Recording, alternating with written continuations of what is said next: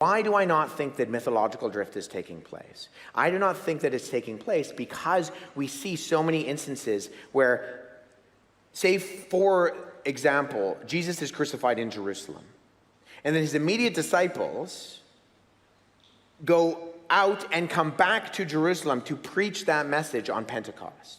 This is ground zero. There are people who would have seen Jesus' crucifixion, and they're going around to the scene of the crime saying, he's resurrected.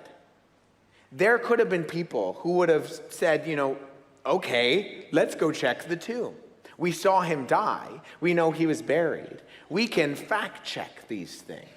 And yet, that's continually what they're doing. They're going back to places where if you wanted to make things up, you wouldn't go there. And Luke does this and John does this very well, where they will name people in a way that they don't necessarily have to. I believe it's Luke who says that, Simon of Cyrene has 2 sons, and one of them is named this. And he does that because what he's doing is that is an ancient form of citation. It's most likely that some of these characters that are kind of background referenced are individuals who are well known within the early Christian community. And the authors are saying, don't believe me?